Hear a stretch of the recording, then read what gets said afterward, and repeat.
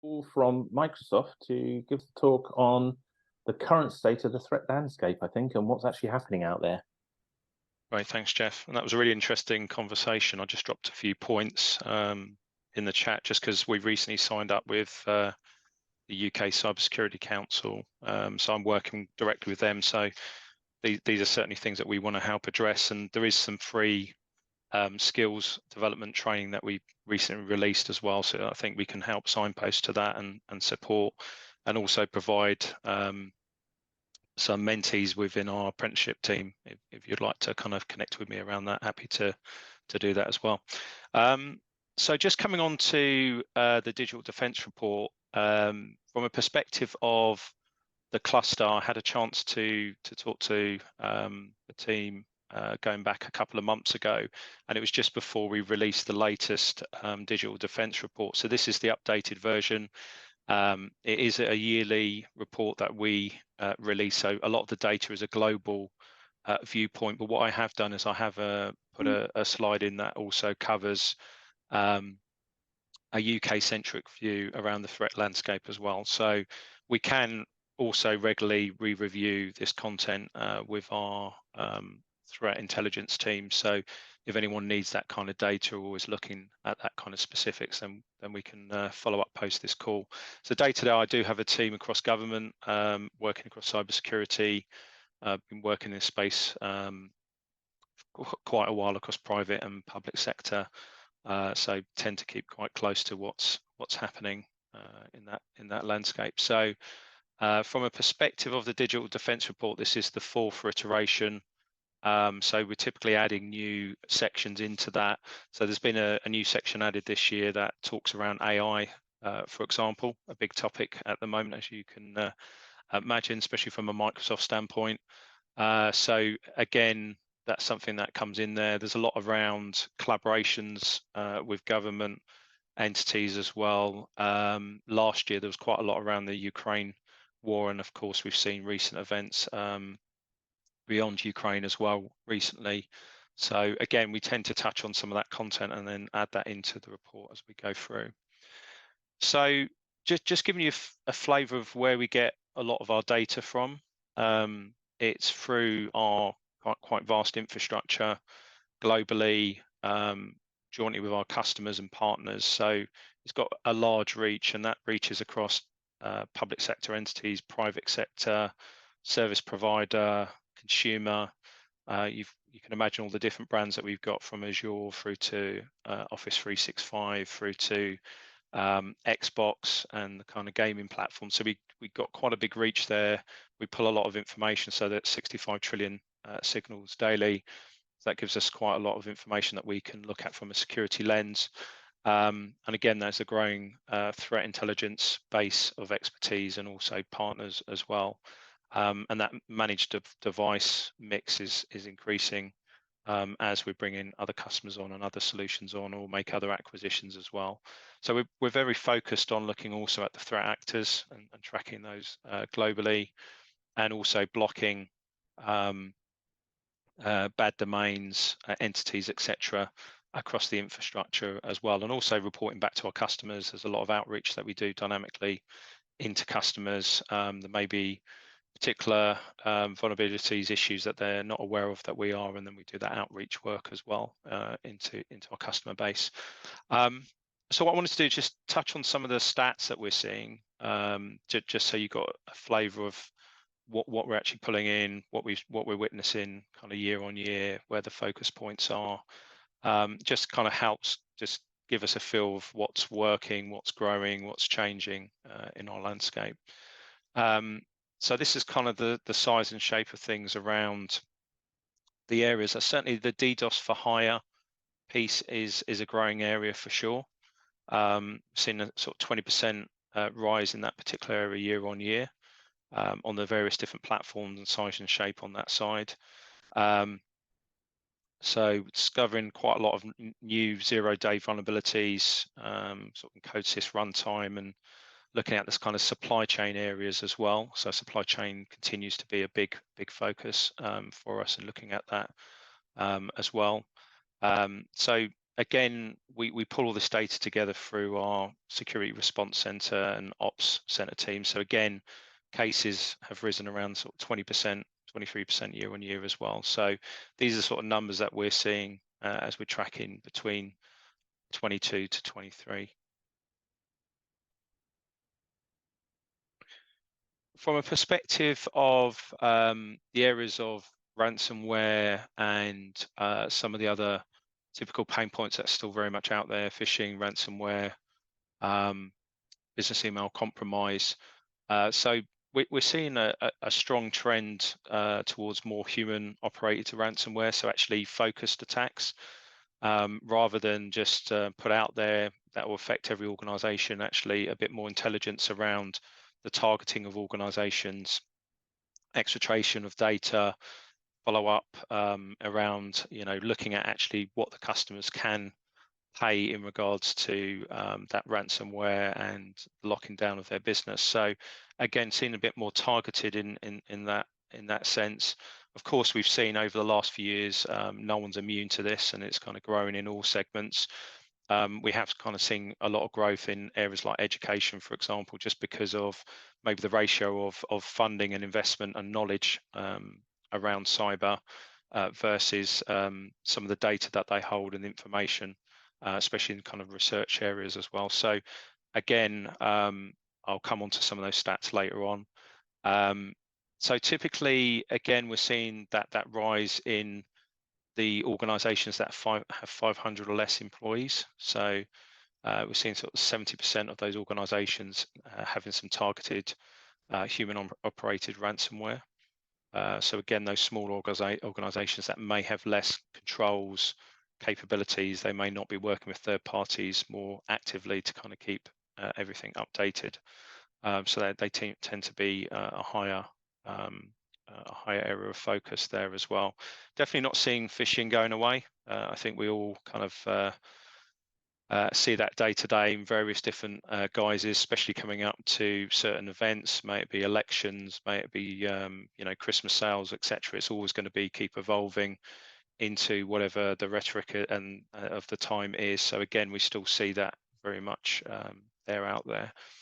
So if you kind of look across broadly the different attack types and where they come from, so identity is still way up there, 42%. Still very high up there. And again, there's still a lot of problems we see around people not protecting that area, maybe having dual factor, multi-factor authentication turned on. Also, the lack of kind of password controls, all those areas that I'm sure you're educating and working with your peers around in helping them get through that. So again, that's still very high. Also, it relates down to customers or organizations not necessarily controlling admin rights into environments or where users can actually go and what they can see and do. So again, we talk quite a lot with customers around sort of those zero trust principles of only giving access to what a job type needs and what they should be looking at from a data perspective. Again, ransomware is high up there, 29%. Talked a bit about that kind of more targeting from a human-based perspective, phishing, and then business email compromise. Again, business email compromise is very much still very much going after kind of the VIP segment, looking at executives, effectively focusing on around messaging to organizations, change of bank details, etc. So kind of divert payments. So quite a lot of those attempts are still going on, and a lot around those sub 500 customer bases as well, like I was touching on previously. From a point of view of just looking at the trending around exploitation and ransomware as well, we saw a real peak as we went through that sort of April to summer period as well. It's really kind of tripled in size. So that 200% increase there. Again, around looking at the kind of success of these attacks, they've been a lot higher in those smaller employee businesses. So again, that still feels like a real area where we need to support as an industry those small organizations, making it simpler for them to deploy security controls and support them through through those deployments and making it more cost effective. So again, it's quite a lot around that, and conversations I'm having in that base as well, and I'm sure everyone else is. Talked a bit about identity before. Again, a lot of spiking in that particular area as well. And these aren't just small spikes, they're quite fourfold in nature. A lot down to bots that are kind of increasing focus here. Brute force kind of MFA focus there to kind of fatigue the user, so eventually they just say yes and accept that incoming MFA request. So again, looking to evolve, educate, and try and resolve those kind of attempts as well. Touched on business email compromise. Again, still seeing that increasing. So around 156,000 daily attempts that we saw between April 22 to April 23. So again, that's still a very big focus on that area as well. From a point of view of thinking about nation state attacks, just taking a different pivot to that side. Again, we're tracking a lot of the different actors globally. Again, typically in many of these areas, so not just including these, but these are quite high up around Russia, China, North Korea, Iran. Seeing some slightly different trending in the sort of dynamics around those areas. So for instance, North Korea focusing on kind of cryptocurrency and those areas. China focusing on sort of transport, utility, manufacturing infrastructure, and looking at compromises in those areas. So it kind of changes depending on the focus. Of course, we know a lot around Russia and Ukraine and the focus there, and the actual offensive nature of the way Russia has worked in those areas. And we've got various different blogs that we've published around that are worth looking at, and I'll make sure you've got the links on that side. But if we look at the kind of data of where the focus is across Europe, Middle East, Africa, Asia, and looking at the splits there, so it gives you a view of the breakdown there. And of course, UK is high up there behind Ukraine. And again, this varies depending on various different activities that are going on from a international perspective. Obviously, that's changed recently again with what's happening within Israel. So again, depending on supporting nations that are part of NATO, especially, we'll see that changing depending on that landscape as we go through those various different activities. From a UK perspective, and I will give you these slides so you've got them and you can look into them a bit further. I just got this data recently that I used at a Four Nations event a month or so ago. And this kind of gives you a bit of an overview of what it looks like from a UK perspective of kind of how that breaks down. So obviously UK high up on that targeting list. You can see here on the right side that the kind of high percentage of education, think tanks, NGOs that are getting targeted. And again, typically that's where we see quite sporadic coverage of security controls and capabilities.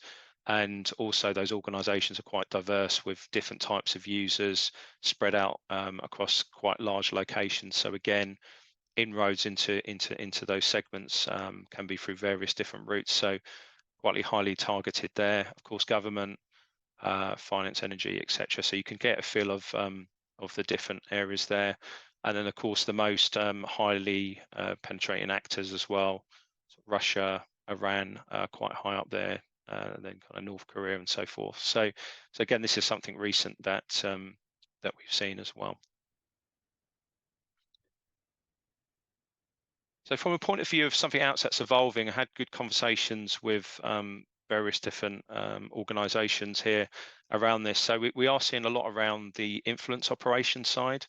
So we see a lot of being pushed out, especially because social media is such a powerful tool for this and can be manipulated in many different ways. We're seeing quite a lot of various propaganda that comes out from some of the nation states there. So we do have capabilities to track that, report on that, and guide. And we've recently also announced around protection from an election perspective, looking at political individuals and how we can protect that those individuals, and also safeguard around the campaigns as well. This is, predominantly was released in the US, but this is something globally that we're looking at, and this will become quite relevant to the UK as soon as we can see the kind of background discussions of when election may or may not happen in the UK. But the key thing here is to make sure that we're protecting that right of the individual to be able to use the tools and systems around the election and not be manipulated there, either from influence campaigns or actually the election systems tools themselves. And I think, again, we're seeing quite a lot around AI in this area. So we're tracking a lot of the AI created content, manipulation tools as well that are out there in that particular area. So again, we'll keep releasing further data points on this. So it's quite an interesting evolving area. And thinking about AI, this was something that we added in. So Microsoft has been using AI tools within all of its different suites for quite an extended period of time. A lot of the recent transformation around AI has come in more into kind of generative AI and the large language models like OpenAI and the kind of evolution on that side. So there's been discussions about AI from both standpoints about how can we defend using AI tool sets, and also what's happening around AI in the threat actor side of things as well. I mean, we think there's a lot more that can be done using AI successfully as a defender based approach, and that's really what we're looking at the moment. And there's a number of kind of areas that we're seeing that this can really help innovate and support. And this goes back to skills as well. If you think about our industry, the skills that we talked about previously there about kind of closing that skills gap, ensuring that people have capability, the right training, development, and so forth, it's quite tricky. And we're just not going to close this by just physical people alone. We're going to need to have the tools and systems and capabilities to maybe pull out the kind of repetitive tasks, streamline those, and then help individuals coming and actually work on the kind of areas of thoughts, knowledge, and information workflow that they should be looking at outside the tooling. So from an AI perspective, we've already been looking at a number of areas of how this can improve this from a threat intelligence analysis perspective,